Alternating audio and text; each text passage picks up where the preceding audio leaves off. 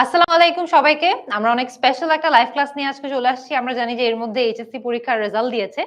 So তোমাদের এখন নিশ্চয়ই ভবিষ্যতের অনেক প্ল্যানিং চলছে যে নেক্সট কি করবা। সো আজকে তোমাদের সাথে স্পেশাল কিছু স্টাডি অ্যাব্রড টিপস শেয়ার করার জন্য চলে এসেছি এবং এরও পাশাপাশি ওভারঅল তোমরা কিভাবে ইউনিভার্সিটি সিলেক্ট করবে, কিভাবে অ্যাপ্লিকেশন শুরু করবে, কিভাবে স্কলারশিপ বাছাই করবে বা রাদার স্কলারশিপ নিয়ে রিসার্চ করবে, কিভাবে আইএলটিএস এর প্রস্তুতি নেওয়া শুরু করবে, সবকিছু নিয়েই আজকে টুকটাক আমরা একটু আলাপ আলোচনা করব, ঠিক আছে? So let's wait a little bit, আমরা একটু টাইম দেই সকল স্টুডেন্টদেরকে একটু যুক্ত হয়ে যাওয়ার জন্য। মিনওয়াইল যারা যারা অলরেডি লাইভ ক্লাসটাতে জয়েন হয়েছে একটু আমাকে কমেন্ট করে জানিয়ে দিবে যে এইচএসসি 25 এর স্টুডেন্ট কারা কারা আছো যারা এই লাইভ ক্লাসটা করছো। আচ্ছা, আমরা একটু 10 মিনিট স্কুলের পেজের লাইভটাও যদি একটু টিভিতে এনে ফেলতে পারি তাহলে খুব ভালো হয়, তাহলে আমি সবার কমেন্টগুলো একসাথে দেখতে পারবো। এটা কি পসিবল? একটু দেখে নেই। আচ্ছা, আর আমি দেখতে পাচ্ছি যে নীরব আমাকে জানিয়েছে যে ও হচ্ছে যে এইচএসসি 25 এর স্টুডেন্ট। ওকে, বিএমএস ডট টি জানিয়েছে, ওর ফুল নেম দেয়নি এখানে যদিও।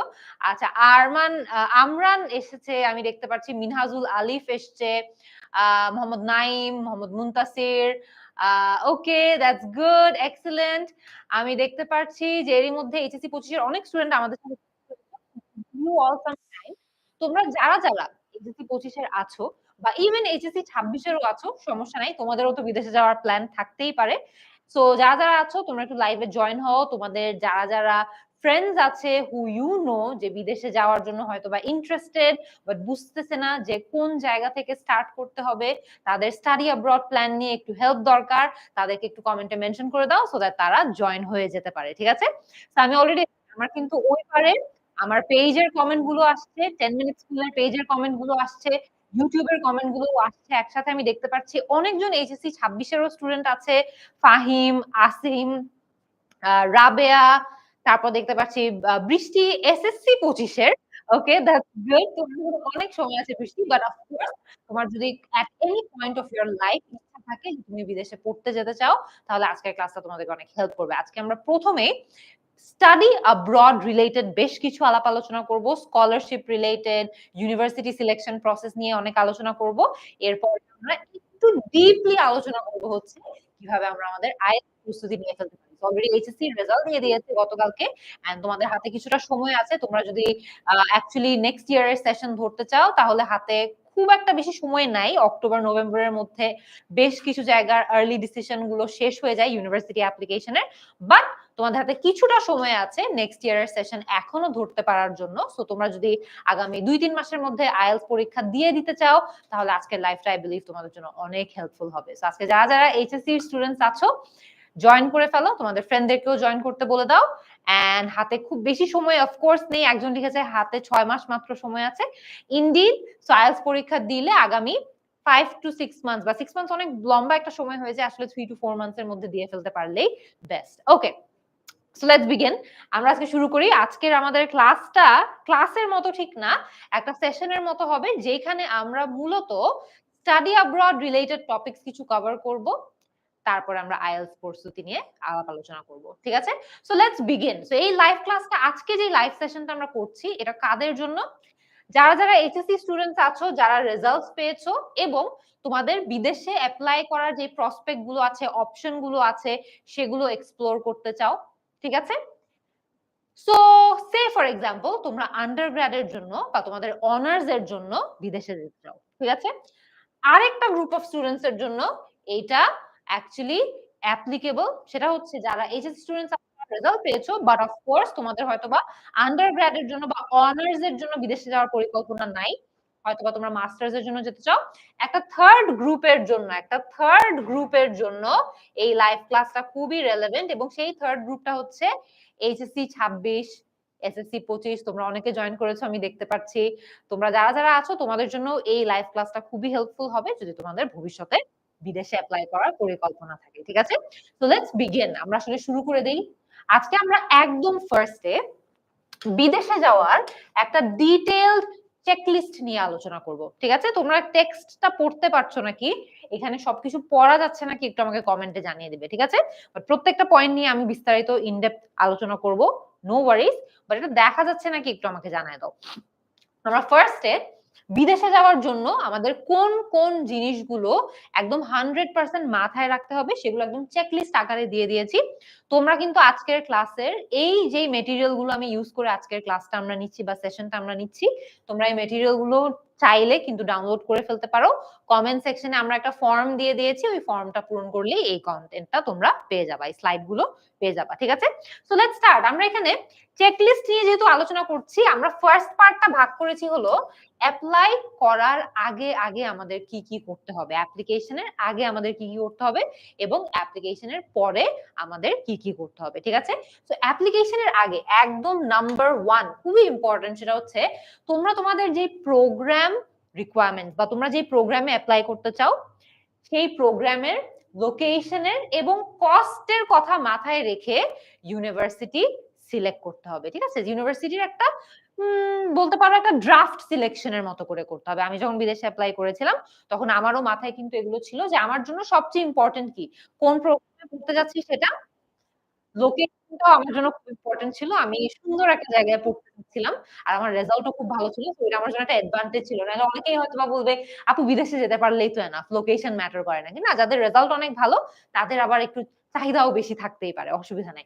সো আমার জন্য যেমন লোকেশনটা ওয়াজ আ ভেরি ইম্পোর্টেন্ট ফ্যাক্টর।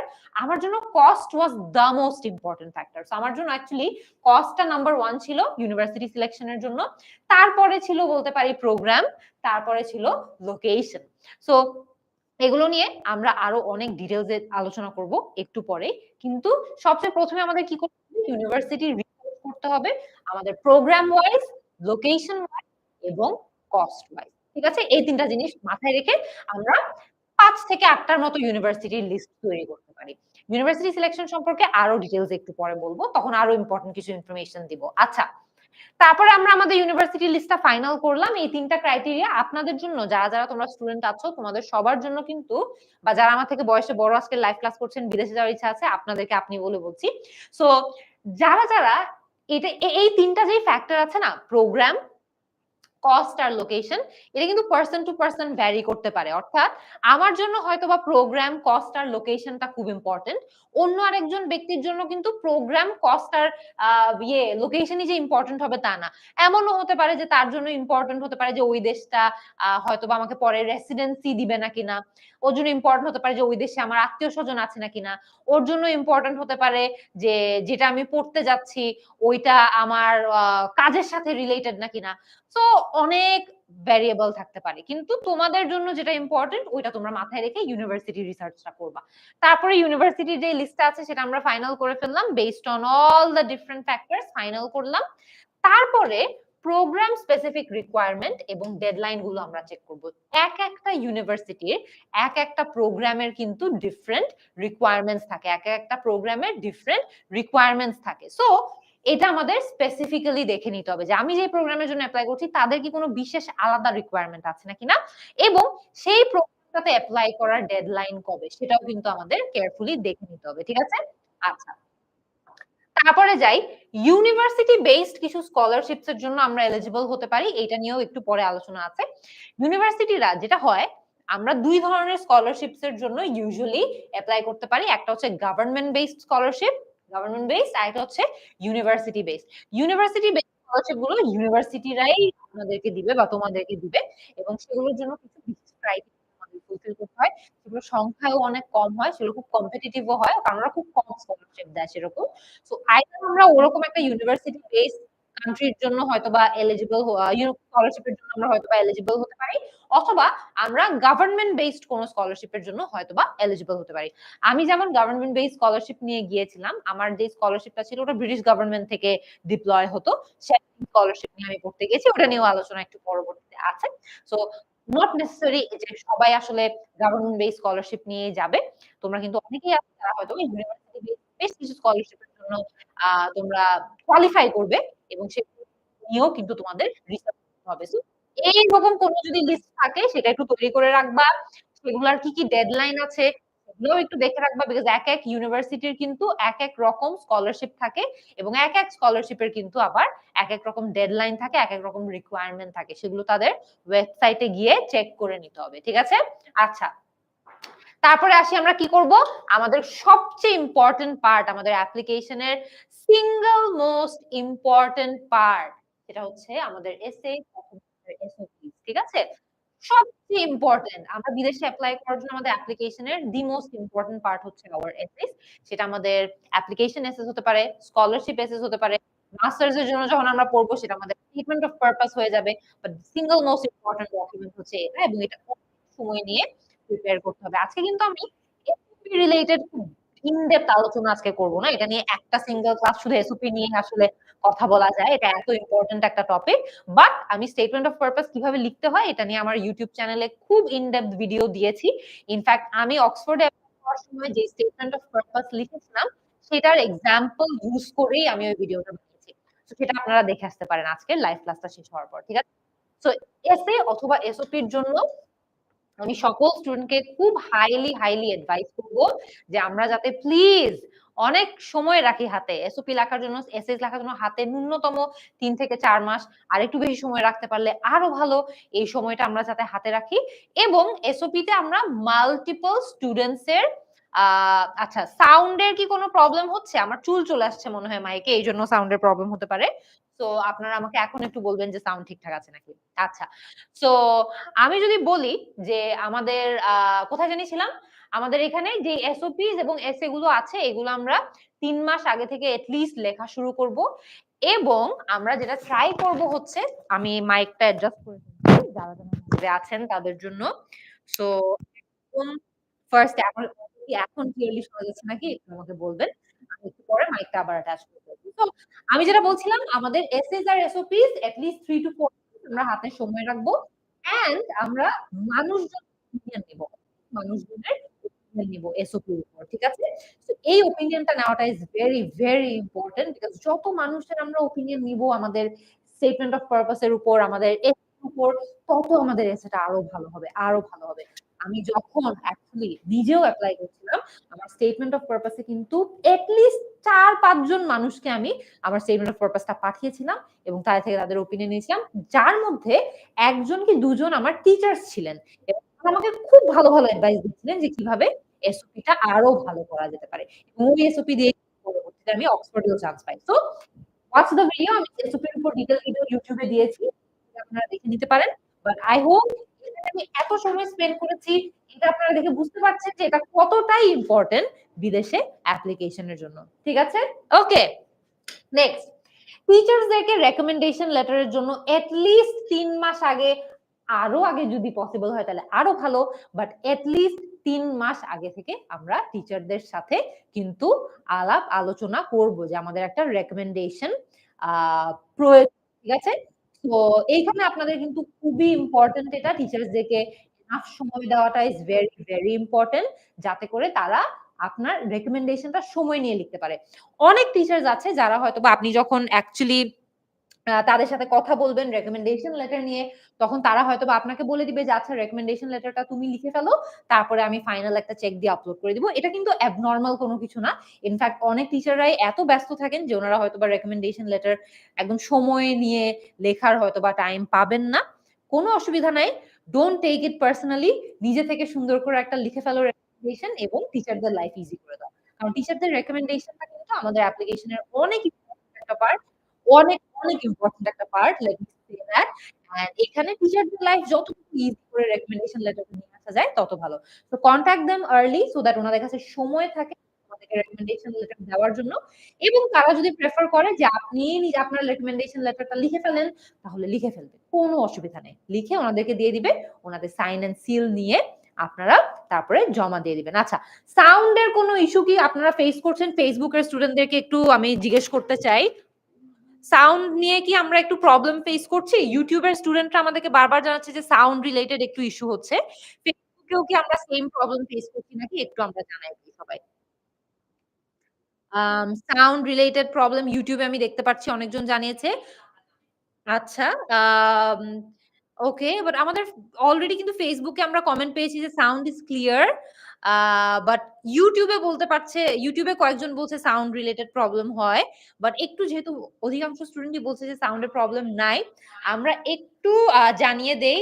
যারা একটু প্রবলেম ফেস করছি, আমরা একটু ট্রাই করি যে আমাদের ডিভাইসে কোনো সমস্যা আছে নাকি একটু চেক করার জন্য। ঠিক আছে? আমি এখানে আবারও আমার মাইকটা অ্যাটাচ করে দিচ্ছি যাতে আপনারা শুনতে পারেন ক্লিয়ারলি। বাট অধিকাংশ স্টুডেন্ট আমাদেরকে জানিয়েছে সাউন্ড রিলেটেড কোনো প্রবলেম হচ্ছে না। আচ্ছা, ওকে। ঠিক আছে। সো আমরা গেলাম রিকমেন্ডেশন লেটারস এর আলোচনা শেষ। তারপরে আসবো হলো আমাদের স্কলারশিপ এসে। তো আমরা অনেকেই থাকবো যাদের অ্যাপ্লিকেশন এর সময় আমাদের ডিফারেন্ট এসেস লিখতে হবে। স্কলারশিপ এসে লেখার সময় আবার আলাদা করে এসে লিখতে হবে। ঠিক আছে? তো স্কলারশিপ এসের জন্য আমরা হাতে যথেষ্ট পরিমাণের সময় রাখবো। প্লিজ এটা সময়টা না রাখলে কিন্তু পরবর্তীতে এসে গুলো ভালো হবে না। আমি আবারও আমার এক্সাম্পল দিয়ে যদি বলি, আমি শেভনিং স্কলারশিপের জন্য এপ্লাই করেছিলাম। শুধুমাত্র ওই স্কলারশিপের জন্যই আমি এপ্লাই করি। খুবই রিস্কি পজিশনে ছিলাম। ওই একটা স্কলারশিপ না হলে আমার যাওয়া হতো না। তো এপ্লাই করার পর আমি যে এসে গুলো লিখেছি, আমি এসে গুলো প্রায় ২.৫-৩ মাস সময় নিয়ে লিখেছি এবং আমি কিন্তু খুব ভালো লিখতে পারি। আমার রাইটিং স্কিলস আমি আ এট লিস্ট ব্যাক দেন খুবই ভালো ছিল। বিকজ আমি তখনও স্টুডেন্ট ছিলাম। প্রচুর লেখালেখির মধ্যে ছিলাম। সো আমার লেখালেখির স্কিলটা খুব ভালো ছিল তখন। এখন জানি না কেমন, বাট তখন খুব ভালো ছিল। তাও কিন্তু আমি প্রায় ২.৫ থেকে ৩ মাস সময় নিয়ে আমি আমার স্কলারশিপের এসে গুলো লিখেছিলাম। অনেক সময় নিয়ে, অনেক এডিট করে, অনেক এফোর্ট দিয়ে লিখেছিলাম। ঠিক আছে? সো স্কলারশিপের এসে গুলোতে আমাদের সময় দিতে হবে। আচ্ছা, ওকে। তারপর স্কলারশিপের আলোচনা যেহেতু করছি, আমাদের স্কলারশিপ বাদেও যেই সকল ফাইন্যান্সিয়াল অপশনস গুলো আছে, সেগুলো একটু এক্সপ্লোর করে দেখতে হবে। অর্থাৎ এমন কিন্তু হতেই পারে যে আমরা অনেকে আছে যারা স্কলারশিপ গুলো আমরা পাই নাই, বাট আমরা কোনোভাবে কোনো না কোনোভাবে বিদেশে যেতেই হবে আমাদের। ঠিক আছে? ইন দ্যাট কেস আমাদের কিন্তু ব্যাক অফ আওয়ার মাইন্ডে কিছু প্ল্যান রাখতে হবে যে আমাদের অন্যান্য ফাইন্যান্সিয়াল অপশন গুলো কি? ঠিক আছে? সো অফ কোর্স ২ ধরনের মানুষ হতে পারে। এক ধরনের মানুষ হচ্ছে স্কলারশিপ না হলেও হয়তোবা তারা কোনো না কোনোভাবে বিদেশে যেতে পারবে। আরেক ধরনের মানুষ আছে যারা স্কলারশিপ না হলে কোনোভাবেই যেতে পারবে না। আমি কিন্তু এই 2nd ক্যাটেগরিটাই ছিলাম এবং আমি যখন এপ্লাই করেছি আমি জানতাম যে আমার স্কলারশিপ না হলে আমার কোনোভাবেই যাওয়া হবে না। সো প্ল্যানটা কিন্তু ভিন্ন হতে হবে। সো আমরা যদি এমন হই যে আমাদের অন্যান্য ফাইন্যান্সিয়াল অপশনস আছে, আমাদের বাবা-মার সাথে কথা বলে দেখতে হবে যে তারা অ্যাকচুয়ালি স্পন্সর করতে পারবে নাকি কোনোভাবে বা অন্য কোনো অ্যাকচুয়ালি ওয়ে আছে নাকি না সেটা নিয়ে একটু এক্সপ্লোর করে কথাবার্তা বলে দেখতে হবে। তাহলে আমরা ওটা করে দেখব। আর নয়তো অন্য কোনো অপশন যে হয়তোবা আমি ইউনিভার্সিটি থেকে অ্যাকসেপ্টেন্স পেয়ে গিয়েছি। বাট এই বছর আমি হয়তোবা স্কলারশিপ পাই নাই। তাইলে কি আমার অ্যাপ্লিকেশনটা ডিফার করার চান্স আছে নাকি? বা অপশন আছে নাকি? ডিফার মানে হচ্ছে যে আমি ইউনিভার্সিটিকে জানিয়ে দেওয়া যে আমি অ্যাকসেপ্টেড হয়েছি। তবে আমি এই বছর যাচ্ছি না। আমি আগামী বছর যেতে চাই। সেটা ওদের থেকে এটার একটা অনুমতি চাওয়া এবং তারা অ্যাপ্রুভ করলে ওইটা নিয়ে আগানো। ঠিক আছে? সো স্কলারশিপ বাদে আর কি ধরনের ফাইন্যান্সিয়াল অপশনস আছে সেটাও দেখতে হবে। তারপরে আসি ল্যাঙ্গুয়েজ রিকোয়ারমেন্ট। এটা অফেন দেখা যায় আমাদের অ্যাপ্লিকেশনের একদম লাস্টের দিকে গিয়ে প্রয়োজন হয় আমাদের IELTS স্কোর।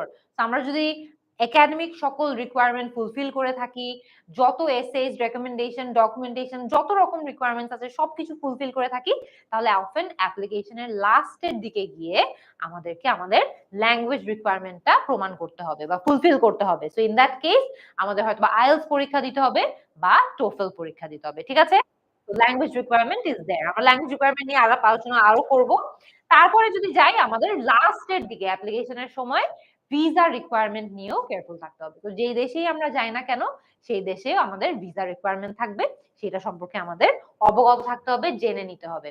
তারপরে আসি অ্যাপ্লিকেশনের পর। অ্যাপ্লিকেশনের পর যদি আমাদের অ্যাকসেপ্টেন্স হয়ে যায় কোথাও, তাহলে আমরা কি করতে পারি, কি করা উচিত আমাদের?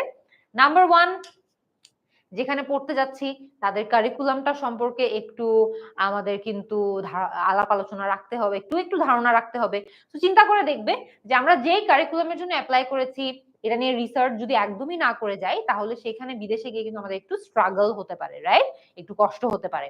বাট আমরা যদি একটু কারিকুলাম সম্পর্কে আমাদের ধারণা থাকে তাইলে উই নো যে আমরা কিসের প্রস্তুতি আমরা নিচ্ছি বা কিসের মধ্যে গিয়ে পড়বো সেটা সম্পর্কে আমাদের একটা ধারণা থাকবে। বুঝতে পারছি? That's very important. তারপরে যাই রেলেভেন্ট হেলথ আর ট্রাভেল ইন্সুরেন্স। এগুলো কিন্তু অনেক পরের আলোচনা। অ্যাপ্লিকেশন করে ফেলেছি, অ্যাকসেপ্টেন্স হয়ে গিয়েছে এবং অ্যাকসেপ্টেন্স হয়ে যাওয়ার পরবর্তী যে আলাপ আলোচনা সেগুলো নিয়ে আমরা ডিসকাস করছি। তারপরে আসি হচ্ছে আমাদের এসেনশিয়াল কিছু ট্রাভেল আইটেমের চেকলিস্ট লাগবে যাওয়ার আগে। এটা অনলাইনে গুগল করলে অনেক কিছু পেয়ে যাওয়া যাবে বা আমরা যদি অ্যাকচুয়ালি আরেকটু ডিটেইলস এ জানতে চাই তাহলে আমার স্টাডি অ্যাব্রড রিলেটেড একটা সম্পূর্ণ ফ্রি কোর্স আছে। সেটাও আপনারা দেখে ফেলতে পারেন। সেখানেও আমরা এটা নিয়ে আলাপ আলোচনা করেছি। But this is often like ওই যে ঠান্ডা দেশে গেলে ঠান্ডা কাপড় নিয়ে যাওয়া বা এসেনশিয়াল কি জিনিসপত্র আমাদের নিয়ে যেতে হবে বিদেশে সেইটা। আচ্ছা, অনলাইন কমিউনিটি থাকে অনেকগুলো। আমরা যেই ইউনিভার্সিটিতে যেই প্রোগ্রামে পড়তে যাচ্ছি তাদের ফেসবুক গ্রুপ থাকতে পারে, হোয়াটসঅ্যাপ গ্রুপ থাকতে পারে। সেগুলোতে একটু যুক্ত হয়ে পারলে ভালো। তাহলে প্রোগ্রাম সম্পর্কে, এনভায়রনমেন্ট সম্পর্কে আগে থেকে ধারণা পাওয়া যায়।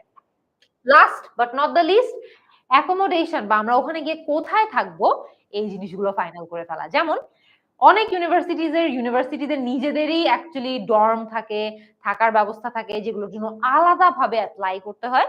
তো সেটা যদি তোমাদের প্ল্যান থাকে যে আমরা অ্যাকচুয়ালি ইউনিভার্সিটিতেই যাব, ইউনিভার্সিটিতেই থাকবো, তাহলে ওই ইউনিভার্সিটির যেই অ্যাকোমোডেশন আছে সেটার জন্য আমাদের এপ্লাই করে ফেলতে হবে। আর যদি আমাদের এমন প্ল্যান থাকে যে না আমি ইউনিভার্সিটি অ্যাকোমোডেশনে থাকবো না, আশেপাশের কোনো একটা জায়গায় আমি থাকবো, তাহলে সেইভাবে আমার ওই জায়গাগুলো খুঁজতে হবে। খুঁজে বের করে অ্যাপার্টমেন্ট হান্টিং করতে হবে। এরপর নিজের অ্যাকোমোডেশনটা লক করতে হবে। অ্যাকোমোডেশন নিয়ে আমি স্টুডেন্টদেরকে অ্যাডভাইস করব যে যত ইউনিভার্সিটির কাছে থাকা যায় তত ভালো, লাইফ অনেক ইজি হয়ে যায়। ৮টার ক্লাসে ১৫ মিনিট আগে উঠে ৮টার ক্লাস জয়েন করা যায়, যেটা আমার জন্য খুব অ্যাডভান্টেজ ছিল। আমার যে ডর্মটা ছিল, আমার যেখানে ক্লাস হতো অক্সফোর্ডে, সেটা থেকে জাস্ট ১২ মিনিট দূরত্বে ছিল। ঠিক আছে? হেঁটে যেতে ১২ মিনিটের মতো সময় লাগতো। সো এই কারণে আমি ৮টার ক্লাসে দেখা যেত প্রায় একদম ৮:৪০টার সময় উঠে জাস্ট কোনোভাবে কাপড় চেঞ্জ করে ক্লাস অ্যাটেন্ড করতে চলে যেতাম। সো যত কাছে থাকে তত লাইফ ইজি হয়ে যায়। ঠিক আছে? দূরে থাকলে আবার অনেক কিছু ভাবতে হয়। বাসে আসবো নাকি আ বাইকে করে আসবো নাকি কি করব, কিভাবে আসবো? অনেক চিন্তা ভাবনা করতে হয়। সো আমার যেই ফ্রেন্ডরা দূরে থাকতো ওদের কিন্তু অনেক স্ট্রাগল ও করতে হতো। সো এটা একটু ভাবতে হবে। ঠিক আছে? আচ্ছা, এরপরে আসি এবার একটু ডিটেইলস এ আলোচনা করব কিভাবে আমরা ইউনিভার্সিটি ফাইনাল করতে পারি, ইউনিভার্সিটি কিভাবে রিসার্চ করতে পারি। অলরেডি বলে দিয়েছি প্রোগ্রাম ওয়াইজ একটা সিলেকশন করতে হবে, কস্ট ওয়াইজ সিলেকশন করতে হবে এবং লোকেশন। আমার জন্য লোকেশন বুঝতেই পারছেন ইম্পোর্টেন্ট ছিল। আমি অক্সফোর্ড বেছে নিয়েছি বিকজ অক্সফোর্ড শহরটা আমার খুব পছন্দ ছিল অ্যাজ ওয়েল। সো এটা কিন্তু আপনাদের উপর ডিপেন্ড করে যে আপনাদের জন্য লোকেশন ইম্পোর্টেন্ট ফ্যাক্টর নাকি না। আচ্ছা, সিয়াম আহমেদ আস্ক করেছে আপু অ্যাব্রডে স্টাডি করতে মিনিমাম আইএলটিএস স্কোর কত রিকোয়ার্ড? বেশিরভাগ জায়গায় 6 থেকে 6.5 স্কোর পেলেই আমরা এপ্লাই করতে পারো। যদিও 6.5 ইজ বেটার, 6.5 টা সেফার। 6.5 দিয়ে অধিকাংশ জায়গায় এপ্লাই করা যায়। বাট আমরা যদি খুব হাই সিলেক্টেড খুবই টপ একটা ইউনিভার্সিটিতে এপ্লাই করতে যাই, অফেন তাদের রিকোয়ারমেন্ট কিন্তু আরেকটু বেশি হতে পারে। অলরাইট?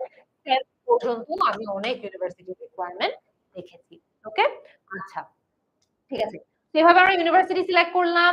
তারপরে আমাদের প্রোগ্রাম স্পেসিফিক কিছু রিকোয়ারমেন্ট সম্পর্কে অ্যাওয়্যার থাকতে হবে যখন আমরা ইউনিভার্সিটি সিলেক্ট করছি তখন। যেমন আমার প্রোগ্রামের কি কোনো আলাদা একাডেমিক রিকোয়ারমেন্ট আছে নাকি? অর্থাৎ আমার প্রোগ্রাম কি স্পেসিফিক্যালি যে আমার আ এইচএসসি তে এত থাকতে হবে ন্যূনতম বা ফিজিক্সে এটা থাকতে হবে, কেমিস্ট্রিতে এটা থাকতে হবে। বলতেই পারে।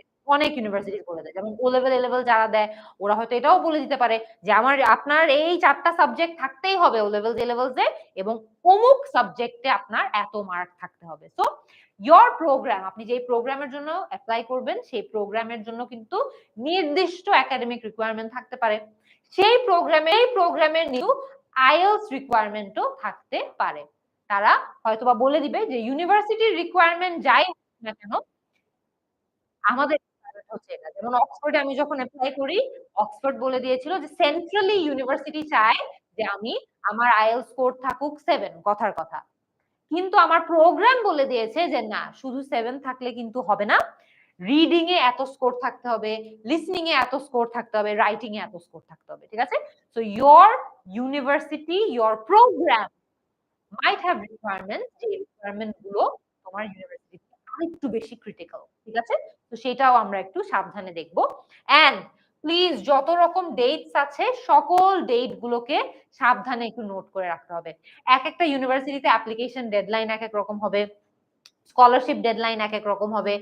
একটা ডকুমেন্ট পাঠানোর ডেডলাইনও কিন্তু এক রকম হতে পারে। সো ইটস ভেরি ইম্পর্টেন্ট আমরা যখন অ্যাপ্লিকেশন করছি সকল প্রকারের ডেডলাইন গুলো যাতে আমাদের জানা থাকে, সকল প্রকারের ডেডলাইন গুলো যাতে আমাদের জানা থাকে, নাহলে কিছু না কিছু আমরা মিস করে ফেলবো। দরকার হলে একটা স্প্রেডশিট বানিয়ে ফেলবে সবাই। আই হোপ তোমরা কিছুটা হলেও বেসিক স্প্রেডশিট বানাতে পারো। স্প্রেডশিটে ইউনিভার্সিটির নাম লিখবে, ইউনিভার্সিটির নাম লিখবে, ইউনিভার্সিটির নামের পাশে ওদের যেটা করবে হচ্ছে অ্যাপ্লিকেশনের ডেডলাইনটা লিখবে, ঠিক আছে? অ্যাপ্লিকেশনের ডেডলাইনটা লিখে রাখবে, তাহলে ট্র্যাক রাখতে সুবিধা হবে। সাথে সাথে যদি স্কলারশিপেরও যে ডেডলাইন লিখে ফেলতে পারো তাইলে খুব ভালো। স্কলারশিপের একটা কলম করবে আর স্কলারশিপের ডেডলাইনের আরেকটা কলম করবে, ঠিক আছে? এভাবে থাকলে জিনিসটা পুরো গুছানো থাকবে এন্ড আমরা কোনো ডেডলাইন ইনশাআল্লাহ মিস করব না। তারপরে যদি আমরা আগাই ইউনিভার্সিটি এখন শুরু করব আমরা স্কলারশিপের ডিসকাশনে, ঠিক আছে? আচ্ছা, অক্সফোর্ডে কত পয়েন্ট হওয়া লাগবে আমাদেরকে জিজ্ঞেস করেছে শাহেদ আফ্রিদি। আচ্ছা, অক্সফোর্ডের রিকোয়ারমেন্ট কিন্তু সবচেয়ে বেস্ট হয় তুমি যেই প্রোগ্রামের জন্য অ্যাপ্লাই করতে চাচ্ছ সেই প্রোগ্রামের ওয়েবসাইটে যাও এন্ড ওই ওয়েবসাইটে যাওয়ার পরে একটু কনফার্ম হয়ে নাও, ঠিক আছে? কারণ অক্সফোর্ডের কিন্তু এক এক ডিপার্টমেন্টের এক এক প্রোগ্রামের রিকোয়ারমেন্ট এক এক রকম, ঠিক আছে? সো প্লিজ একদম আপডেটেড ইনফরমেশন পাওয়ার জন্য ওদের ওয়েবসাইটে চলে যাও, বেস্ট হবে। আচ্ছা, স্কলারশিপ নিয়ে আমরা এখন ডিসকাস করছি। অনেকজন স্কলারশিপের কথা জিজ্ঞেস করছে কমেন্টে, তাই বললাম। সো ইউনিভার্সিটি বেসড স্কলারশিপ যখন আমরা দেখব এটা পাওয়া খুবই খুবই টাফ। ইউনিভার্সিটি বেসড স্কলারশিপ গুলো পেতে খুব কষ্ট হয়।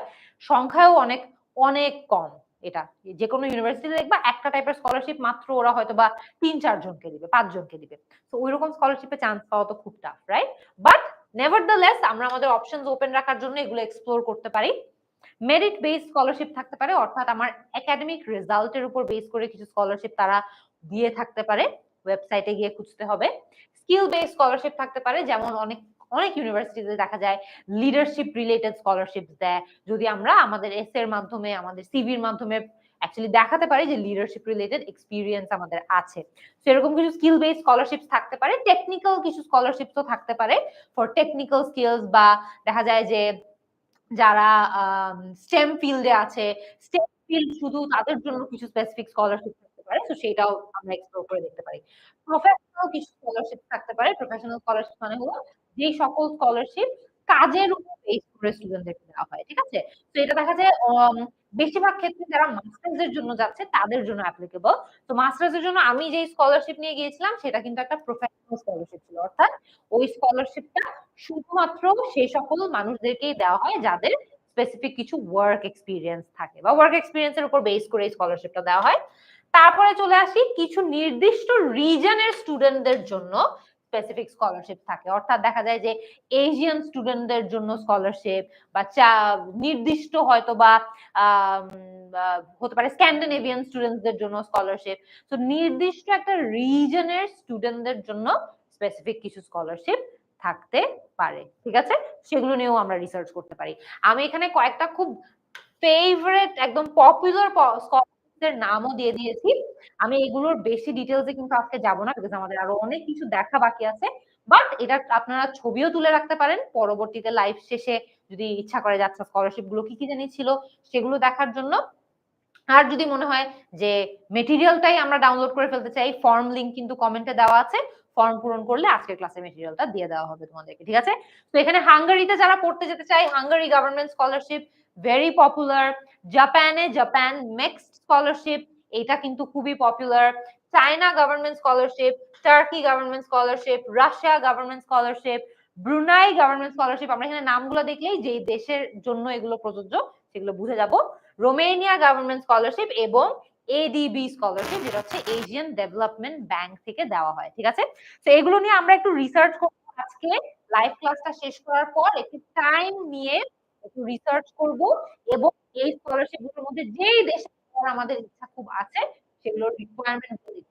আমি আবারও একটু সকল স্টুডেন্টদেরকে একটু বলে দিতে চাই যে এই স্কলারশিপ গুলো নিয়ে যখন রিসার্চ করব কয়েকটা জিনিস মাথায় রাখতে হবে, যে এদের এই স্কলারশিপ গুলো কিন্তু স্পেসিফিক কিছু ডিফারেন্ট রিকোয়ারমেন্ট থাকতে পারে। এর মধ্যে স্কলারশিপ আছে যেগুলোতে আইএলটিএস পরীক্ষা দেয়া লাগে না, রিসার্চ করে দেখবেন। এর মধ্যে কয়েকটা স্কলারশিপ আছে যেগুলোর একটা এজ রিলেটেড রিকোয়ারমেন্ট আছে, যে ন্যূনতম এত বয়স হতেই হবে বা ম্যাক্সিমাম এত বয়স হতেই হবে। সো এইজ একটা ইম্পর্টেন্ট ফ্যাক্টর স্কলারশিপ গুলোর রিকোয়ারমেন্টের জন্য। আইএলটিএস একটা ইম্পর্টেন্ট ফ্যাক্টর, অনেকগুলো স্কলারশিপের জন্য IELTS পরীক্ষা লাগেই না। আবার অনেকের জন্য একটা ন্যূনতম IELTS পরীক্ষার আমাদের প্রয়োজন হয়। And last but not the least একটা একাডেমিক অ্যাঙ্গেল অর্থাৎ অর্থাৎ তাদের স্পেসিফিক কিছু একাডেমিক রিকোয়ারমেন্ট ও থাকতে পারে যে জিপিএ এত থাকতেই হবে। ঠিক আছে? বা জিপিএ ন্যূনতম এত পয়েন্ট থাকতেই হবে। সেগুলো থাকে। সো এগুলো আমরা একটু এই নামগুলো একটু মনে রাখি। ওদের ওয়েবসাইটে গেলে খুব সুন্দর করে কিন্তু তারা ডিটেইলস দিয়ে দেয় যে কি, কি রিকোয়ারমেন্ট। এগুলোর অনেকগুলো ডেডলাইন কিন্তু আপকামিং কয়েক মাসের মধ্যেই হবে। যেমন জানুয়ারি, ফেব্রুয়ারির দিকে হয়তোবা ডেডলাইন থাকবে। তো যারা এপ্লাই করার কথা ভাবছো, this is a good time. একটু রিসার্চ করে দেখো ডেডলাইন যেগুলোর ওপেন আছে সেগুলোতে অ্যাপ্লাই করে ফেলে দেখতে পারো। ঠিক আছে? আচ্ছা। তারপরে আসি মাস্টার্স। আমি এখন যতগুলো স্কলারশিপ বলেছি এগুলো সবগুলো কিন্তু অনার্স এর জন্য বা আন্ডার গ্র্যাড এর জন্য। যারা এইচএসসি রেজাল্ট পেয়েছো মাত্র তাদের জন্য এটা খুবই অ্যাপ্লিকেবল হবে। তারা কিন্তু এই স্কলারশিপ গুলো দেখতে পারো। এগুলো সকল স্কলারশিপ গুলো কিন্তু অনার্স এর জন্য যারা বাইরে যেতে চাও তাদের জন্য অ্যাপ্লিকেবল। এখানে আমি কয়েকটা স্কলারশিপ আরো অ্যাড করেছি যেগুলো হচ্ছে সবগুলো মাস্টার্স এর স্টুডেন্টদের জন্য। যেমন ইউএস ফুল ব্রাইট প্রোগ্রাম, এটা হচ্ছে ইউএসএ বা আমেরিকাতে আমরা যদি মাস্টার্স করতে যেতে চাই তাদের জন্য খুবই ইউজফুল ফুল ব্রাইট প্রোগ্রাম। তারপরে আছে ইউকে তে যারা পড়তে যেতে চাও তাদের জন্য শেভনিং স্কলারশিপ, যে স্কলারশিপটা নিয়ে আমিও গিয়েছিলাম ইউকে তে পড়তে। তবে এটা কিন্তু প্রফেশনালদের জন্য। ঠিক আছে? যারা এটলিস্ট 2 বছর কাজ করেছো তারা এই স্কলারশিপের জন্য অ্যাপ্লাই করতে পারবা। আচ্ছা। কমনওয়েলথ স্কলারশিপ, এটা আমরা অনেকেই হয়তোবা জানি। কমনওয়েলথ কান্ট্রিজ কে দেওয়া হয়ে থাকে, কান্ট্রিজের স্টুডেন্টদেরকে দেওয়া হয়ে থাকে মাস্টার্স এর জন্য। অস্ট্রেলিয়া অ্যাওয়ার্ডস, যারা অস্ট্রেলিয়ায় পড়তে যেতে চাও তাদের জন্য এটা relevant. Erasmus Mundus scholarship for joint masters, এটাও হচ্ছে ইউরোপের বিভিন্ন দেশে যারা পড়তে যেতে চাও তাদের জন্য।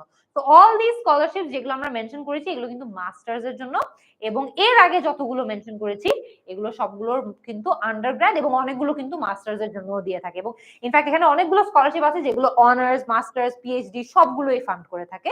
সো তোমরা একটু গিয়ে রিসার্চ করে নিবে। ঠিক আছে? আচ্ছা, আগাই তাহলে। এবং রেকমেন্ডেশন লেটার নিয়ে আমি স্ট্রাকচার, আমি আবারও বলে দেই যে স্ট্রাকচার রিলেটেড ইনডেপথ আলোচনা আমরা আজকে করব না। আমরা আজকে ওভারঅল একটা ধারণা দিয়ে দিতে চাই আমি তোমাদের সবাইকে। ঠিক আছে? সো একদম proper structure, proper word limit follow করে আমাদের স্টেটমেন্ট অফ পারপাস বা আমাদের এসে গুলো লিখতেই হবে। Very important. রেকমেন্ডেশন লেটার্স গুলো যাতে প্রপার স্ট্রাকচারের মধ্যে থাকে। তারপরে চলে আসছে আমাদের একাডেমিক ইন্টারেস্টকে আমাদের গোলের সাথে লিংক করা। তো আমাদের যে এসেটা আছে ওই এসের মধ্যে কিন্তু কেন এই সাবজেক্টটা আমি পড়তে যেতে চাই এবং এই সাবজেক্টটা পড়লে আমার গোল গুলো কিন্তু কিভাবে অ্যাচিভ হতে পারে সেটা আমাদের এক্সপ্লেইন করতে হবে আমাদের এসওপির মাধ্যমে বা আমাদের এস এর মাধ্যমে। ঠিক আছে? সো ইটস ভেরি ইম্পর্টেন্ট যে আমরা যখন অ্যাকচুয়ালি অ্যাপ্লাই করব, এসে লিখবো, আমরা যাতে আমাদের এই সাবজেক্টটা পড়ার ইচ্ছাকে আমাদের গোলের সাথে কানেক্ট করতে পারি বা আমাদের আলটিমেট লাইফ গোলের সাথে কানেক্ট করতে পারি। তারপরে আমাদের যে রেলেভেন্ট এক্সট্রা কারিকুলার অ্যাক্টিভিটিস গুলো আছে, রেলেভেন্ট এক্সট্রা কারিকুলার অ্যাক্টিভিটি বলতে মিন করছি যেটা আমাদের প্রোগ্রামের সাথে মিলে বা এমন এক্সট্রা কারিকুলার অ্যাক্টিভিটি যেটা আমাদের প্রোগ্রামের সাথে মিলে যায়, সিমিলার থিমের হয়। সো এই এসিআর গুলোর আমরা এক্সাম্পলস দিয়ে দিব। ঠিক আছে? আচ্ছা, তারপরে আসি যে কিভাবে এই ইউনিভার্সিটি আমাকে আমার গোলস পর্যন্ত যেতে তো হেল্প করবে, এটা নিয়ে এক্সপ্লেনেশন দেওয়া। এক্সপ্লেনেশন দেওয়া। সো রিলেট তো করেছি একাডেমিক ইন্টারেস্ট আর গোলকে। এখন আমরা বলবো যে এই ইউনিভার্সিটিটা কিভাবে আমাদেরকে আমাদের গোলের কাছে নিয়ে যেতে পারে। এটাও আমাদের এসওপি তে বা আমাদের এসে গুলোতে এক্সপ্লেইন করতে হবে। And last but not the least, কিভাবে এই ডিগ্রিটা আমি এই ডিগ্রিটা আমাকে আমার দেশে ফেরত এসে আমার দেশের হেল্প করতে, দেশকে ডেভেলপ করতে হেল্প করবে, সেইটাও আমাদের এসেতে বলতে হবে। মাথায় রাখতে হবে সকল এসের রিকোয়ারমেন্টে কিন্তু আবার এটা থাকে না। কিছু স্কলারশিপের রিকোয়ারমেন্ট আছে যেটা আপনাকে প্রোগ্রাম শেষ করে দেশে ফেরত আসতে হবে। সেই সকল স্কলারশিপের এসেতে মাস্ট আমাদের এটা মেনশনই করতে হবে ফর শিওর যে আমরা কিভাবে দেশে ফেরত এসে দেশে কন্ট্রিবিউট করব। ঠিক আছে? সেটা কিন্তু স্কলারশিপের উপরেও ডিপেন্ডেন্ট। ওকে, ল্যাঙ্গুয়েজ রিকোয়ারমেন্ট আজকে যেটা নিয়ে আমরা একটু ইনডেপথে আলোচনা করব এখনই। ইউনিভার্সিটিদের বিভিন্ন ল্যাঙ্গুয়েজ রিকোয়ারমেন্ট থাকে, অর্থাৎ একটা ইউনিভার্সিটির একটা আইএলটিএস স্কোর রিকোয়ারমেন্ট থাকবে। তুমি যে প্রোগ্রামের জন্য অ্যাপ্লাই করছো তাদের একটা ডিফারেন্ট আইএলটিএস স্কোর রিকোয়ারমেন্ট থাকতে পারে। অর্থাৎ ইউনিভার্সিটির রিকোয়ারমেন্ট হয়তো বা 6.5, বাট তোমার প্রোগ্রাম এর রিকোয়ারমেন্ট হচ্ছে 7, এরকম কিন্তু হলে সারপ্রাইজড হওয়ার কিছু নাই। সো ইট ক্যান হ্যাপেন, ঠিক আছে? আর স্কলারশিপ স্পেসিফিক কিছু কিছু স্কলারশিপেরও কিন্তু দেখা যায় যে আমি যে বললাম কিছু কিছু স্কলারশিপে আইএলটিএস পরীক্ষা দিতেই হয় না, আবার কিছু কিছু স্কলারশিপে বলাই থাকে যে ন্যূনতম এতটুকু আমার আইএলটিএস স্কোর প্রয়োজন, ঠিক আছে? তো এটা কিন্তু স্কলারশিপ টু স্কলারশিপও ভ্যারি করবে। সো এখন পর্যন্ত যারা যারা সাথে আছো, আমার মনে হয় যে তোমরা অ্যাকচুয়ালি বিদেশে এপ্লাই করার কথা কিছুটা হলেও চিন্তা করছো, নাহলে এতক্ষণ বসে বসে হয়তোবা লাইভ দেখার কোনো কারণ ছিল না। তো আমরা এখন যেটা নিয়ে ডিসকাস করব সেটা হচ্ছে ল্যাঙ্গুয়েজ রিকোয়ারমেন্ট। ল্যাঙ্গুয়েজ রিকোয়ারমেন্ট অর্থাৎ আইএলটিএস এর জন্য প্রিপারেশন যদি আমরা নিতে চাই, তাহলে একটু কুইক টাইমের মধ্যে আমাদের কি কি জানতে হবে সেটা আমরা একটু ডিসকাস করে নিই। সো আইএলটিএস পরীক্ষায় আমরা জানি যে listening, reading, writing and speaking এই 4টা সেগমেন্টের উপর আমাদেরকে আইএলটিএস পরীক্ষায় অ্যাকচুয়ালি অ্যাসেস করা হয় এই 4টা সেকশনে, ঠিক আছে? 2 টাইপের আইএলটিএস পরীক্ষা আমরা ফেস করতে পারি। একটা হচ্ছে একাডেমিক অথবা জেনারেল ট্রেনিং, বা বলতে পারো একাডেমিক এক টাইপ, জেনারেল ট্রেনিং আরেক টাইপ। একাডেমিক হচ্ছে পড়াশোনা করতে যারা বিদেশে যেতে চায় তাদের জন্য অ্যাপ্লিকেবল। জেনারেল ট্রেনিং হচ্ছে যারা যারা মাইগ্রেট করে বিদেশে চলে যেতে চায় তাদের জন্য অ্যাপ্লিকেবল, বিদেশে থাকতে যেতে চায়, কাজ করতে যেতে চায়, ঠিক আছে? There is the third type, যেটাকে বলা হয় ইউকেভিআই। ইউকেভিআই জেনারেল বা ইউকেভিআই একাডেমিকটা সাধারণত যারা যারা ইউকে তে গিয়ে থাকতে চায়, ইউকে তে গিয়ে সেটেল হতে চায় তাদের জন্য অ্যাপ্লিকেবল, তারা এই পরীক্ষাটা দিতে পারে। আচ্ছা, 2 ভাবে আইএলটিএস পরীক্ষা দেওয়া যায়, paper based, IELTS on paper, অথবা কম্পিউটার বেসড বা আইএলটিএস অন কম্পিউটার, ঠিক আছে? ওকে, ঠিক আছে। আমি দেখতে পাচ্ছি এখনো স্টুডেন্ট যারা যারা জয়েন্ট আছো তাদের উদ্দেশ্যে একটু বলে দেই যে আমরা এখন আইএলটিএস এর পার্টের গুরুত্বপূর্ণ আলাপ আলোচনায় চলে গিয়েছি। এর আগে যারা ছিলে তারা কিন্তু স্টাডি অ্যাব্রড এর পার্টটা পুরোপুরি বুঝতে পেরেছো আশা করি। তো আমরা এখন মুভ অন করব আইএলটিএস। আচ্ছা, আইএলটিএস এ আমাদেরকে স্কোর করা হয় আউট অফ 9। 4টা সেগমেন্টের উপর আমরা যে পরীক্ষা দিচ্ছি ওই 4টা সেগমেন্টে 9 ব্যান্ড স্কোরের মধ্যে আমাদেরকে স্কোর করা হয়। সো আমি ব্যান্ড স্কোর 1 পেতে পারি, 2 পেতে পারি, বা 8 বা 9 ও পেতে পারি, ঠিক আছে? 1 থেকে 9 এর মধ্যে স্কোর করা হয়। 0 স্কোর দেওয়া হয় যদি আমরা রেজিস্টার করার পর পরীক্ষা দিতে না যাই। আচ্ছা, নেগেটিভ মার্কিং কি হয় আইএলটিএস এ? না, নেগেটিভ মার্কিং হয় না। তাই আমরা স্টুডেন্টদেরকে অ্যাডভাইস করি যে আমরা যাতে আনসার্স ফাঁকা রেখে একটু কমই আসি, ঠিক আছে? ফাঁকা না রাখলেই better, because there is no negative marking. টেস্টের স্কেডিউল কিরকম হয়? টেস্টের স্কেডিউল আমরা জানি লিসনিং, রিডিং আর রাইটিং পরীক্ষাটা একই দিনে হয়ে থাকে। Listening, reading, writing. স্পিকিং একই দিনে হতেও পারে, নাও হতে পারে। স্পিকিং এখন প্রিডমিনেন্টলি অনলাইনে পরীক্ষা নেওয়া হয়, তো এটাও কিন্তু একটু মাথায় রাখতে হবে আমরা যাতে ভালোভাবে একটু প্র্যাকটিস করে নেই অনলাইনে কিভাবে স্পিকিং টেস্ট দিতে হয় সেটা। স্পিকিং এ এখনো যদি তোমরা অনেকে রেজিস্টার করতে যাও দেখবা যে ফিজিক্যাল স্পিকিং টেস্ট অ্যাকচুয়ালি খুব কমই হয়ে থাকে, অনলাইন স্পিকিং টেস্টটাই বেশি হয়। আচ্ছা, ভেরি ইম্পর্টেন্ট, আইএলটিএস পরীক্ষা যারা যারা দিতে চাও তাদের জন্য আমরা বাংলাদেশে কিন্তু দেখেছি যে রিসেন্টলি ওয়ান স্কিল রিটেক যেটা আছে সেটা ইন্ট্রোডিউস করা হয়েছে। ওয়ান স্কিল রিটেক মানে হচ্ছে আইএলটিএস যারা যারা কম্পিউটারে দিবে নির্দিষ্ট কিছু টেস্ট সেন্টারে, তারা যে কোনো একটা স্কিল বা যে কোনো একটা সেগমেন্ট আরেকবার পরীক্ষা দিতে পারবে। অর্থাৎ আমি পরীক্ষা দিলাম, কিন্তু দেওয়ার পরে আমি দেখলাম যে রেজাল্ট আসলে লিসনিং এ আমার স্কোর ভালো হয়নি, আমার ইচ্ছা আমি লিসনিংটা আরেকবার দিব, ওইটা আমি করতে পারবো চাইলে, ঠিক আছে? কিন্তু কিছু কন্ডিশনস আছে, যেমন কম্পিউটার বেসড আইএলটিএস পরীক্ষা হতে হবে, এমন একটা টেস্ট সেন্টার থেকে পরীক্ষা দিতে হবে যেটা ওয়ান স্কিল রিটেক এর জন্য অ্যাপ্রুভড, এবং পরীক্ষা দেওয়ার 60 দিনের মধ্যে আমার ওয়ান স্কিল রিটেকটা দিতে হবে, না হলে আমি দিতে পারবো না। ওকে, এবার আসি টেস্ট কস্ট। টেস্ট কস্ট আমি জানি না তোমরা সবাই জানো না কিনা, রিসেন্টলি গত 1 মাসের মধ্যেই কিন্তু আইএলটিএস পরীক্ষার কস্টটা আবারও বেড়েছে এন্ড বেড়ে এখন কিন্তু ইটস অলমোস্ট 25,000। মানে আইএলটিএস পরীক্ষাটা এক্সট্রিমলি এক্সপেন্সিভ একটা এক্সাম হয়ে গিয়েছে এট দিস পয়েন্ট। এটা কিছুদিন আগেও 22 কি 23,000 টাকার মতো ছিল, এখন এটা 24,950 হয়ে গিয়েছে, which is very very expensive। আচ্ছা, আইএলটিএস একাডেমিক, আইএলটিএস জেনারেল ট্রেনিংটাও 24,950। যদি ইউকেভিআই আইএলটিএস আমরা দেই তাহলে দ্যাটস 27,450। ভেরি ভেরি এক্সপেন্সিভ সবগুলো পরীক্ষা, তাই আমাদের ভালো মতো প্রস্তুতি নিয়ে এক্সাম গুলো দিতে হবে, ঠিক আছে? আচ্ছা, টেস্টের ডিউরেশন নিয়ে যদি একটু কথা বলি, পেপার বেস আইএলটিএস পরীক্ষা যদি আমরা দেই তাহলে লিসনিং টেস্টে 30 মিনিট পরীক্ষা হয়, 10 মিনিট এক্সট্রা টাইম থাকে আনসার ট্রান্সফার করার জন্য। কম্পিউটার বেসড আইএলটিএস এ কিন্তু আবার এই সময়টা দেওয়া হয় না ট্রান্সফার করার জন্য, জাস্ট 2 মিনিট সময় দেওয়া হয় আনসারটা রিভিউ করে নেওয়ার জন্য। রিডিং এ আমরা 60 মিনিটস টাইম পাই, রাইটিং এ 60 মিনিটস টাইম পাই, স্পিকিং এ আমাদের স্পিকিং টেস্টে হয় 10 টু 14 মিনিটস, 10 টু 14 মিনিটস। আচ্ছা, রিডিং এ আমরা কি কি পাই একটু কুইকলি এই সেগমেন্টটা আমরা দেখব, যাতে আমরা ওভারঅল আইএলটিএস সম্পর্কে একটু কুইকলি ধারণা পেয়ে যাই। আর ক্লাসের স্লাইড তো আপনাদেরকে দিয়েই দিচ্ছি, কমেন্ট সেকশনে একটা ফর্ম দেওয়া আছে, ওই ফর্মটা পূরণ করে ফেললেই কিন্তু ক্লাসের স্লাইড গুলাও পেয়ে যাব।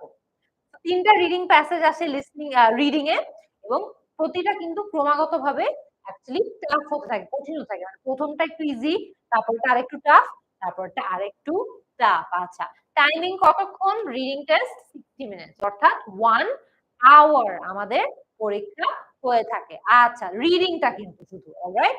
কয়টা সেকশন? 3টা রিডিং প্যাসেজ, 3টা সেকশন, কয়টা প্রশ্ন? টোটাল 40 কোয়েশ্চেন, টোটাল 40 কোয়েশ্চেনস আমাদেরকে ফেস করতে হবে। কি দিয়ে লিখবো? পেন্সিল দিয়ে লিখবো। রিডিং সেকশন ফর শিওর আমরা পেন্সিল দিয়েই লিখবো, ঠিক আছে? তারপরে আসি কুইকলি লিসনিং এ। লিসনিং এ আমরা 4টা রেকর্ডিং ফেস করে থাকি, এবং রেকর্ডিং গুলো দেখা যায় দৈনন্দিন জীবনের সিচুয়েশন থেকেই হয় সাধারণত। একজন মানুষ কথা বলে, নাহলে 2-3 জন মানুষ কথা বলে, এরকম সেটআপে হয়, এবং এগুলো শুনে আমাদের প্রশ্ন শুনে, তাদের অডিও শুনে শুনে প্রশ্ন উত্তর করতে হয়, ঠিক আছে? আচ্ছা, তারপরে যদি আসি লিসনিং এ আমাদের ট্রান্সফার টাইম কিরকম থাকে, টোটাল টাইম কিরকম থাকে? 30 মিনিট পরীক্ষা, 10 মিনিট ট্রান্সফার টাইম যদি পেপার বেসড হয়, আর কম্পিউটার বেসড আইএলটিএস পরীক্ষা হলে 30 মিনিট পরীক্ষা প্লাস 2 মিনিটস আনসার রিভিউ করার জন্য টাইম থাকে, ঠিক আছে? ওকে, কতগুলো সেকশন? 4টা অডিও, মানে 4টা সেকশনই থাকবে আমাদের। কয়টা প্রশ্ন থাকবে? টোটাল 40টা প্রশ্ন থাকবে, টোটাল 40টা প্রশ্ন থাকবে। অডিও কয়বার শোনা যায়? This is very very important. যারা একদম নতুন, হয়তো আইএলটিএস সম্পর্কে খুব বেশি ধারণাও নাই, তাদের জন্য this is very important to know যে লিসনিং এ অডিও গুলো কিন্তু আমরা জাস্ট একবার শুনতে পারবো, অনলি ওয়ান্স। কোনো রিওয়াইন্ড করার সুযোগ নাই, পজ করার সুযোগ নাই, কোনো কিছু মিস করে গেলে কোনো কিছুই করার সুযোগ নাই মেইনলি, ঠিক আছে? একবারই শুনতে পারবো, একবার শুনে অ্যান্সার করতে হবে। কি কি ধরনের অ্যাকসেন্ট ফেস করতে পারি? British, Australian, New Zealand, American, Canadian accent আমরা ফেস করতে পারি, ঠিক আছে? তো এইগুলো অ্যাকসেন্ট গুলো নিয়ে যদি আমরা একটু ইউজ টু হয়ে যাই, নিজেদেরকে একটু অ্যাকাস্টম করে ফেলি, তাহলে খুবই ভালো হয়। অডিও শুনে বুঝতে তারপরে আমাদের এক্সামের সময় কষ্ট হবে না।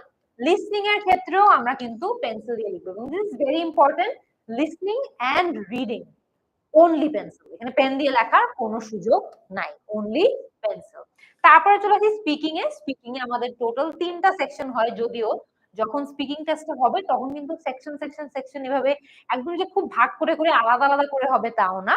পার্ট 1, পার্ট 2, পার্ট 3 আমি স্পিকিং এর প্রচুর ভিডিও আপলোড করি আমার পেজে, আমার ইউটিউব চ্যানেলে, সেখানে দেখলেও বুঝতে পারবেন আপনারা। 3টা পার্টে পরীক্ষাটা হয়, বাট একসাথেই পরীক্ষাটা হয়, কোনো পজ টজ থাকে না, ঠিক আছে? টোটাল 11 টু 14 মিনিটস এক্সাম হয়ে থাকে। তারপরে আসি রাইটিং সেগমেন্টটাতে, আমরা প্রায় শেষের দিকে চলে আসছি কিন্তু আজকের ক্লাসের। তো ওকে, এখানে আমরা যদি রাইটিং এর কথা বলি, তাহলে আমাদের রাইটিং এর টাস্ক 1 আছে, যেখানে আমরা আর টাস্ক 2 আছে, এবং দুটোতেই আমরা কিন্তু ফর্মাল রাইটিং করে থাকি, একদম একাডেমিক রাইটিং হয়ে থাকে। এন্ড আমাদেরকে টাস্ক 1 লিখতে হয় রিপোর্টিং স্টাইলে, অর্থাৎ ছবি থাকে টাস্ক 1 এর জন্য। টাস্ক 1 এ আমরা যেই ছবিটা দেখতে পারি সেই ছবি বর্ণনা করতে হয়, ডিসক্রাইব করতে হয়, ঠিক আছে? তো ম্যাপ থাকতে পারে, লাইন গ্রাফ থাকতে পারে, মাল্টিপল গ্রাফ থাকতে পারে, পাই চার্ট থাকতে পারে। এই ধরনের একটা ডায়াগ্রামকে আমাদের রিপোর্টিং স্টাইলে লিখে বর্ণনা করা লাগে, ঠিক আছে? আর টাস্ক 2 তে আমাদের ডিসকার্সিভ স্টাইলে লিখতে হয়। ডিসকার্সিভ স্টাইল মানে হচ্ছে আমাদের এমন একটি স্টাইল যেটার মাধ্যমে আমরা এসে লিখি, ঠিক আছে? তো এসে দেখা যায় যে আমাদের নিজেদের ওপিনিয়ন দিতে হয়, নিজেদের মতামত দেওয়া লাগে। এর পাশাপাশি আমাদের কোন একটা আর্গুমেন্টের ফর হয়ে কথা বলতে হয়, বা এগেইনস্ট হয়ে কথা বলতে হয়, বা কোন একটা টপিক দেওয়া থাকে যেটা নিয়ে ডিসকাস করতে হয়। তো এই টাইপের যে এসে গুলো থাকে, এই এসে গুলো আমরা সাধারণত আইএলটিএস এর টাস্ক 2 তে ফেস করে থাকি এন্ড এই টাইপের টাস্ক গুলো দেখতে কিন্তু স্টুডেন্টরা অনেক স্ট্রাগল করে, ঠিক আছে? সো এসে টাইপ গুলো কিন্তু আমাদের মাথায় রাখতে হবে। আচ্ছা, টাইমিং যদি বলি, টাস্ক 1 এ আমাদের 20 মিনিট সময় থাকে টু স্পেন্ড। 20 মিনিটের বেশি আমরা টাস্ক 1 এ স্পেন্ড করব না। আর টাস্ক 2 আমরা 40 মিনিটস বা 40 মিনিট লাগিয়ে লিখতে পারি। সো টোটাল 60 মিনিটের পরীক্ষা এবং 60 মিনিটের পরীক্ষায় 20 মিনিট হচ্ছে টাস্ক 1, 40 মিনিট হচ্ছে টাস্ক 2। ঠিক আছে, ওয়ার্ড লিমিটের কথা যদি বলি, একদম লাস্টে চলে আসছি আমরা। 150 ওয়ার্ডস টাস্ক 1। টাস্ক 1 আমরা ন্যূনতম মিনিমাম 150 ওয়ার্ডস লিখবই। আর টাস্ক 2 মিনিমাম আমরা 250 ওয়ার্ডস লিখবই, ঠিক আছে? এর বেশি বাড়ানোর দরকার নাই। 150 ওয়ার্ডের লিমিটটা 150 থেকে 170 ওয়ার্ডস পর্যন্ত যেতে পারে। 250 ওয়ার্ডের লিমিটটা 250 থেকে 270 280 ওয়ার্ডস পর্যন্ত যেতে পারে, ঠিক আছে? এর কম কিন্তু লেখা যাবে না, এর অতিরিক্ত বেশিও কিন্তু লেখা যাবে না। So that's very very important. Writing সেগমেন্টটা আমরা পেন অথবা পেন্সিল যে কোনো একটা দিয়ে লিখতে পারি, কিন্তু দুটো মিলিয়ে মিশিয়ে লিখতে পারবো না। আইদার পেন দিয়ে লিখবো অথবা পেন্সিল দিয়ে লিখবো। এক্সেলেন্ট। তো এরই মধ্যে কিন্তু আমাদের আজকের ক্লাসের ডিসকাশনটাও শেষ হয়ে গিয়েছে। আমরা ওভারঅল কিন্তু আজকে বেশ কিছু জিনিস নিয়ে ডিসকাস করেছি। যদি কন্টেন্ট গুলো তোমাদের প্রয়োজন হয় তাহলে অফকোর্স ফর্মটা ফিল আপ করে নিও। ফর্ম ফিল আপ করলেই কিন্তু তোমরা সেখান থেকে ক্লাসের স্লাইডটাও পেয়ে যাবে। এন্ড আমরা ইয়েস দুর্গা, আজকের ক্লাসটা এইচএসসি 25 স্টুডেন্টদের জন্য প্রযোজ্য এবং ভেরি ইম্পর্টেন্ট। তোমরা যদি বিদেশে অ্যাপ্লাই করার কথা ভেবে থাকো, প্ল্যান করে থাকো, আই বিলিভ আজকের ক্লাসটা তোমাদের অনেক হেল্প করবে। যারা ক্লাসের শুরুতে ছিলে না, হয়তো এখন জয়েন করেছো, লাইভ ক্লাসটা শেষ হয়ে যাওয়ার পরে ক্লাসটা আরেকবার দেখে নিতে পারো, সমস্যা নাই। আমরা ক্লাসের শুরুতে স্টাডি অ্যাব্রড নিয়ে অনেক ডিপ আলোচনা করেছি, বাট অফকোর্স আরো অনেক ডিপ আলোচনা করতে পারলে তো ভালোই হয়। সেগুলো নিয়ে পরবর্তীতে আরো আসবো লাইভে, অসুবিধা নাই। আমরা স্টাডি অ্যাব্রডের বেশ কিছু অ্যাসপেক্ট নিয়ে কথা বলেছি, তারপরে আমরা আইএলটিএস প্রিপারেশন নিয়েও কথা বলেছি। অনেকে জিজ্ঞেস করছে নেক্সট ক্লাসটা কবে হবে। নেক্সট ক্লাসটা নেক্সট উইকে হবে ইনশাআল্লাহ, সোমবারে হবে ইনশাআল্লাহ, ঠিক আছে? অলরাইট। সো আই হোপ যে এইচএসসি 25 এর যারা যারা স্টুডেন্ট এইচএসসি 25, 26, এসএসসি 25 যারা জয়েন করেছো, I hope you found the class helpful. And আমরা যারা যারা বিদেশে অ্যাপ্লাই করার পরিকল্পনা করছি, আই হোপ যে তোমাদের আজকের ক্লাসটা করে একটু হলেও উপকার হয়েছে, একটু হলেও তোমরা মোটামুটি হলেও কিছুটা হেল্প পেয়েছো, ঠিক আছে? অনেকে বলছো আর্গুমেন্টেটিভ এসে বুঝালে ভালো হতো, রেকমেন্ডেশন লেটারটা আরেকবার বুঝাই দিলে ভালো হতো। সবগুলো ডিটেইলস তো আজকে দেওয়া পসিবল না, স্পেশালি আর্গুমেন্টেটিভ এসে তো আইএলটিএস রিলেটেড একটা টপিক। তো তোমরা যদি আইএলটিএস এর প্রিপারেশনই নিতে চাও আলাদা করে, তাহলে আইএলটিএস এর জন্য তোমাদের একদম ফোকাস হয়ে প্রস্তুতি নিতে হবে, ঠিক আছে? আগামী ৩-৪ মাসের মধ্যে ভালোভাবে প্রস্তুতি নিয়ে আইএলটিএস পরীক্ষাটা দাও, ইনশাআল্লাহ খারাপ স্কোর আসবে না আশা করি। আমার স্টুডেন্টরা নিয়মিত কিন্তু আমাদেরকে জানায় যে তারা 8 পাচ্ছে, 7 পাচ্ছে, 7.5 পাচ্ছে, 6.5 পাচ্ছে এবং তাদের ড্রিম কান্ট্রিতে চলে যাচ্ছে। সো আই হোপ যে অ্যাকচুয়ালি আমার সাথে যদি আইএলটিএস প্রিপারেশন তোমরা নাও, তোমরা আশা করি ডিসঅ্যাপয়েন্টেড হবে না, ঠিক আছে? সো প্ল্যান থাকলে ঘুরে আসতে পারো কমেন্ট সেকশনে। আমরা কোর্স সম্পর্কে ডিটেইলসও দিয়ে দিয়েছি, আজকের ক্লাসের যে কন্টেন্ট গুলো আছে সব দিয়ে দিয়েছি, তোমাদের যা যা রিসোর্স প্রয়োজন দিয়ে দিয়েছি, দেখে আসতে পারো। Alright, I hope all of you had fun in this class and found this class helpful. সবার সাথে নেক্সট ক্লাসে তাহলে আবারও দেখা হবে। ভালো থাকবে। আসসালামু আলাইকুম। আল্লাহ হাফেজ।